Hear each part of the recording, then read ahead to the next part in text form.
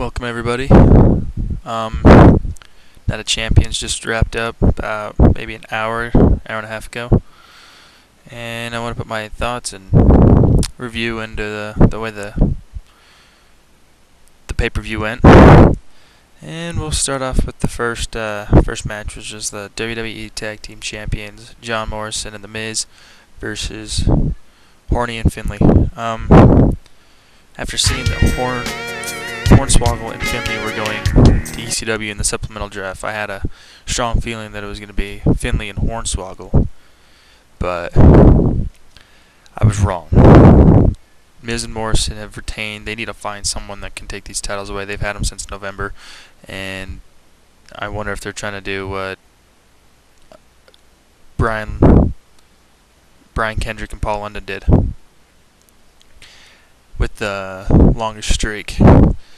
Then the next match, which was Matt Hardy versus Chavo Guerrero, I had a feeling that Matt Hardy wasn't going to lose the title so close after winning it at Backlash.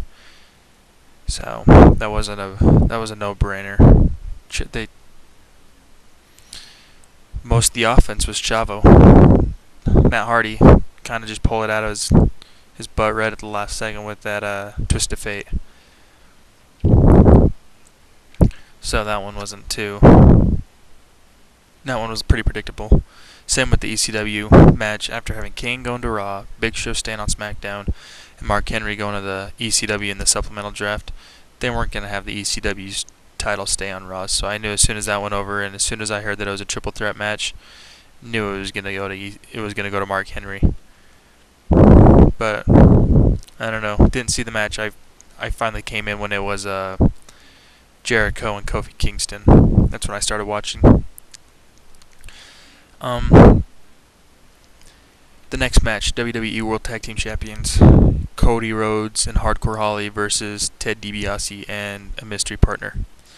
This match starts coming out when DiBiase says to wait 10 minutes because his partner's running a little late. Then he said he would start out by himself, but he wanted to start out against Hardcore. And as soon as Hardcore came out, Cody Rhodes DDT'd him. And tags in DiBiase, and he applies the $1 Million Dream on Holly, and they get the win. So I have a question for people out there. Does that make Cody Rhodes a two-time WWE Tag Team Champion, or is it just still the one since it's continued, even though he has a new partner? So if you guys could let me know about that one. I just started watching wrestling about 2 years ago. I've been trying to really catch up on some of the stuff that I've missed out on, but pretty cool stuff. Now this is the match that I thought was pretty interesting. Chris Jericho, had a feeling for sure it was going to be Shawn Michaels coming out. But no, it's Kofi Kingston, and I guess they kind of need to give him a push since he's not on ECW. They don't want him to be such a big hit on ECW and then get shot down on Raw. So I guess giving him the Intercontinental, maybe if they let him defend it more on Raws and pay-per-views and all that, it'll be the mid-card title will be shot back up. But it was kind of back and forth offense throughout the match. But then right at the end, just when Jericho had Kofi in the walls of Jericho, Shawn Michaels jumps out of the crowd, super kicks, sweet chin music to Lancade, then gets up on the apron and Jericho pushes Michaels off the apron and Kofi pulls up for the Trouble in Paradise. That match I was literally jumping around up and down because I wanted Kofi to win.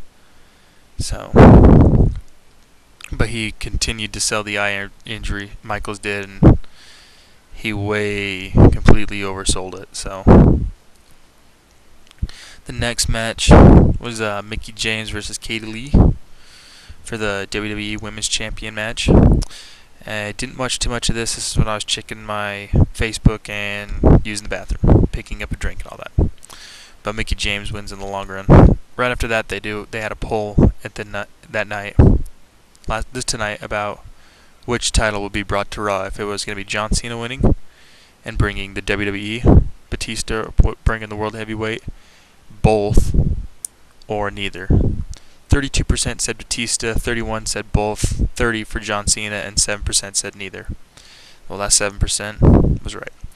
because the next match was Edge and Batista, and Spinnernet had a pretty good video about saying that if having Batista and Triple H both on the same brand, on separate brands, but both having the title would kind of make it a political problem.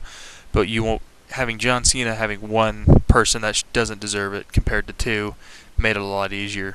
So I was pulling for Edge in this one, and he won it with his cheating, having Vicky Guerrero, Edge knocking out the referee.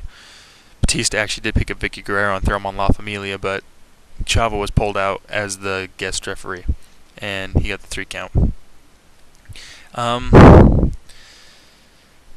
Then the next match was the WWE Championship match, which was Triple H versus John Cena. And I was thinking, since Batista lost, that it was going to be going to John Cena. Kind of saw it coming, thinking about it, and pulled out, and it was actually Triple H. You did see an STFU along with a crossface. Both of them pulled off their finishers but didn't cover. Finally, the pedigree was pulled off, and Triple H won. I was thinking they still had about 15 minutes. I was thinking maybe to get it over to Raw that they were going to have CM Punk come out and cash in his Money in the Bank. That would have made it sweet, because then you wouldn't have had John Cena win. You would have had Edge, being how he's not so political backstage, him, and then you'd have CM Punk, a new up and comer, coming on to Raw as the WWE champion. I think that would have just been sweet to put it that way, but all you see at the very end was Cena walking back and Triple H celebrates in the ring and the pay-per-view ends. So overall, with the draft right before it, made it really interesting. Made it actually a pay-per-view. If I was able to buy it, I'd buy it. For me to watch these shows, I have to watch them all on the internet, because we don't even have satellite here. So I watch Raw online, I watch the pay-per-views online, ECW I watch the day after, and SmackDown, that's the only channel I can watch. And so I thought overall it was a pretty good pay-per-view with the draft right before, but now that we have 2 heavyweight titles on SmackDown, are they going to try and do something to bring one over to Raw, or are they going to unify that one and then pull out another one? So I guess time will tell. So let me know what you thought of the pay-per-view, what your favorite matches were, what you're excited to see now since this is over. The 2 I'm really excited to see is what they're going to do with actually 3, the main title for Raw, what they're going to do with Kofi Kingston as Intercontinental, and this whole WWE Tag Team Champion with WWE World Tag Team with DiBiase and Rhodes. So let me know. Okay, peace.